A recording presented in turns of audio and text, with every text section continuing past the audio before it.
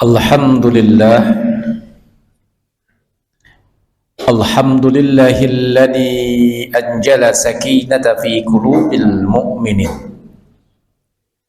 liyazdadu imanan ma'a imanihim. Ashhadu an la ilaha illallah wahdahu la syarikalah wa ashhadu anna Muhammadan abduhu wa rasuluh.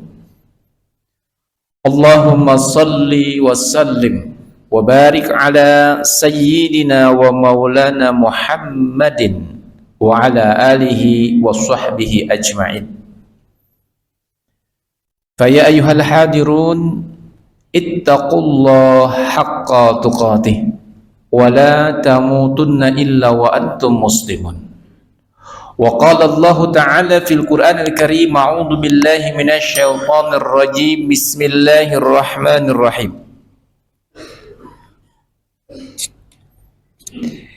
Qalu subhanaka la ilma lana illa ma 'allamtana innaka antal alimul hakim.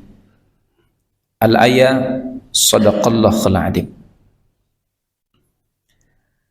Hadirin sidang Jumat rahimakumullah, mari kita sama-sama merasakan atas kasih sayang Allah kepada kita semuanya yang Allah berikan pada saat ini, di sini, dan dalam kondisi yang sangat indah. Karena di waktu yang sama, di saat ini, di tempat yang lain, bisa jadi di jalan raya, bisa jadi di lapangan, bisa jadi di rumah sakit, bisa jadi di kamar mandi, bisa jadi di tempat ibadah di masjid. Ada hamba Allah yang telah Allah tutup kesempatannya. Napasnya sudah tidak bisa dihembuskan lagi. Tertutup semua kesempatan beramal baik, tertutup semua kesempatan untuk kembali kepada Allah. Karena hari ini Allah tutup kesempatannya, napasnya sudah tidak kembali bernapas. Sedangkan kita dengan izin Allah saat ini, hari ini, di sini, dalam kondisi di mana kita masih bisa bernapas, tandanya Allah masih memberikan kepada kita kesempatan untuk terus melaksanakan perbaikan diri kita, islah nafs, memperbaiki diri kita, tazkiyatun nas, membersihkan diri kita, untuk terus berikhtiar agar kita kembali kepada Allah dalam kondisi yang terbaik insyaallah, yang disebut oleh Allah sebagai insan kamil, atau juga disebut sebagai nafs al-mutmainnah. Mari kita sama-sama berselawat kepada Rasulullah sallallahu alaihi wasallam sebagai hamba Allah yang begitu mencintai kita, sehingga di dalam hidupnya, di dalam pikirannya, bahkan dalam menjemput kematiannya, beliau mengingat kita, bahkan yang terakhir diucapkan oleh beliau adalah ummati. Dan berkat beliau begitu sangat mencintai kepada kita, getaran cintanya, frekuensi cintanya, vibrasi cintanya masih bisa kita rasakan hari ini, sehingga kita bisa mendapatkan hidayah dari Allah Subhanahu wa taala. Allahumma shalli ala sayyidina Muhammad wa ala ali sayyidina Muhammad. Hadirin jamaah sidang Jumat rahimakumullah, khatib berwasiat kepada diri pribadi khatib dan umum kepada hadirin sidang Jumat. Mari kita sama-sama tingkatkan ketakwaan kita kepada Allah Subhanahu wa taala, karena sesungguhnya yang paling mulia di sisi Allah adalah orang-orang yang bertakwa kepada Allah Subhanahu wa taala.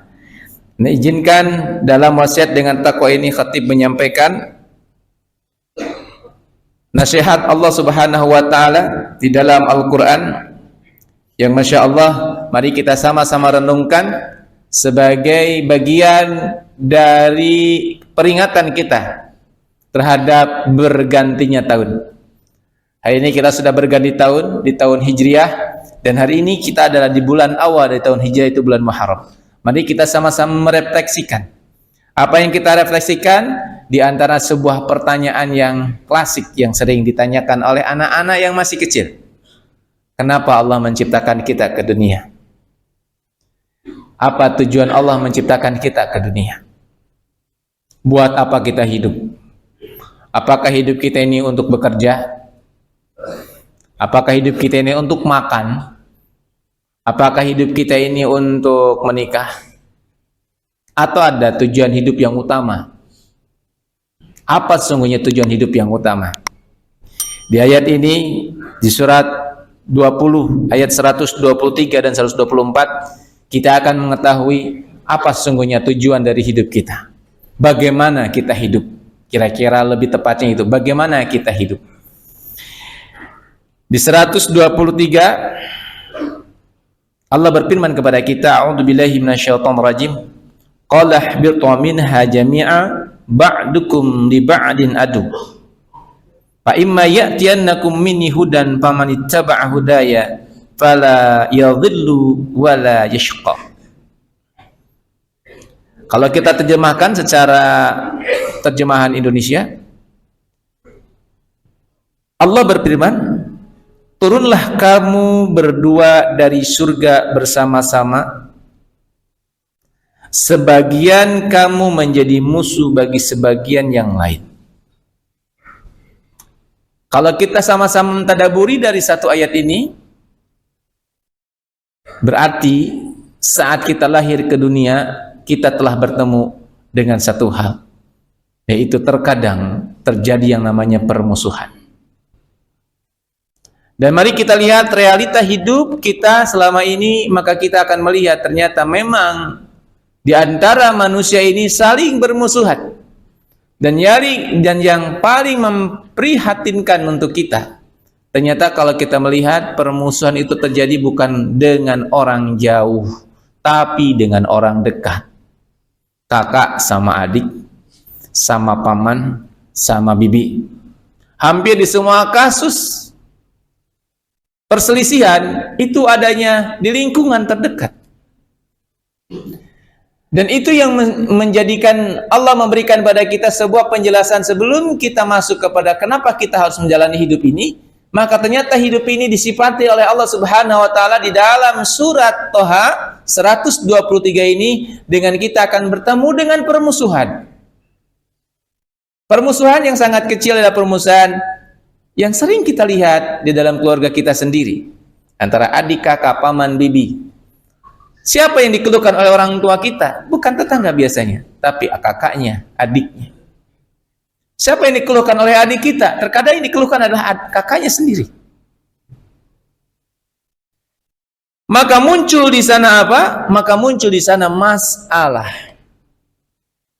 Jadi hidup kita lahir ke dunia identik dengan masalah, bahkan dikatakan dalam Al-Quran di ayat lain, am hasibtum an tadkhulul jannah walamma ya'tikum masalul ladzi khala min qablikum massathumul ba'sya wad dharra wal juljilu hatta yaqula rasul wal ladina amanu ma'ahu mata nasullah ala inna nasullahi qarib.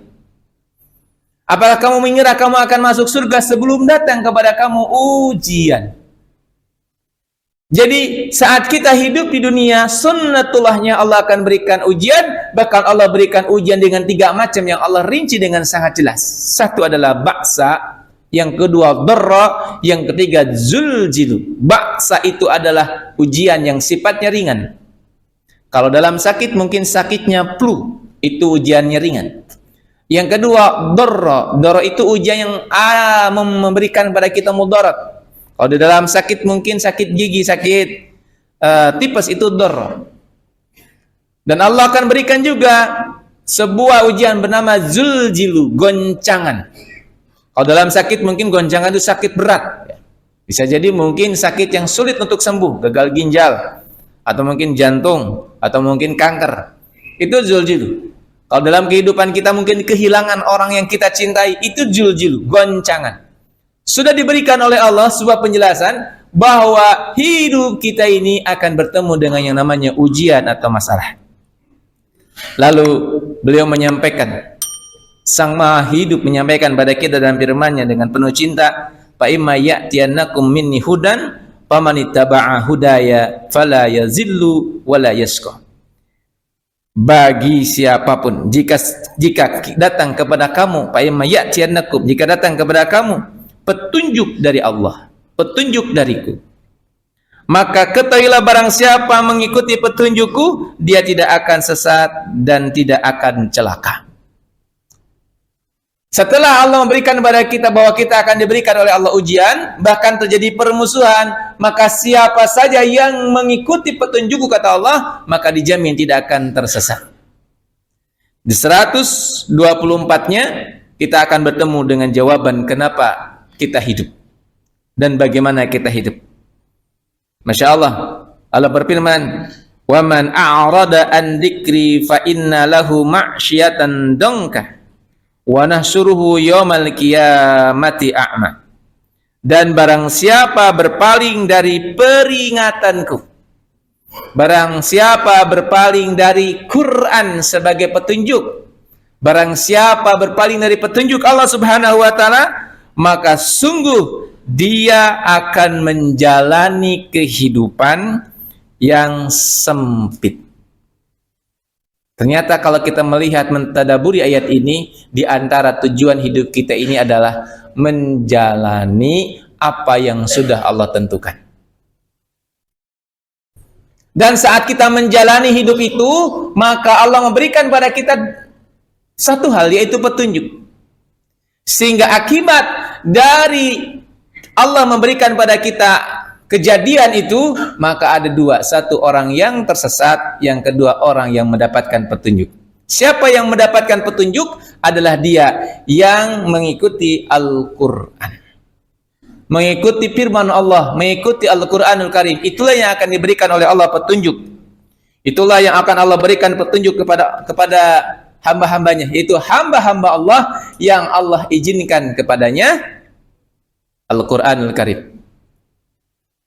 Hadirin dirahmati Allah Subhanahu wa taala, maka dari sini kita bisa menyimpulkan bahwa untuk apa kita hidup? Untuk menjalaninya. Untuk menjalani semua kejadian, keputusan-keputusan dari Allah, takdir-takdir dari Allah Subhanahu wa taala. Dikuatkan di dalam Al-Qur'an surat Yunus ayat 10. Allah berfirman, "A'udzubillahi minasyaitonir rajim. Bismillahirrahmanirrahim. Wattabi ma yuha ilaika wasbir hatta yahkumallah wa huwa khairul hakimin." Wattabi, dan ikutilah, ma yuha, apa yang aku wahyukan. Ikutilah Al-Qur'an. Lalu Allah menyampaikan, wasbir hatta yahkumallah, bersabarlah engkau dalam menjalani ujian yang Allah berikan dan mengikuti Al-Quran itu. Bersabarlah hatta yahkumallah, sampai Allah yang memutuskan. Wa huwa khairul hakimin, dan Allah sebaik-baik yang memberi keputusan. Mari di tahun ini kita sama-sama merefleksi bahwa kita tidak akan pernah lepas dari namanya kejadian, kita tidak akan pernah lepas dari namanya keputusan Allah.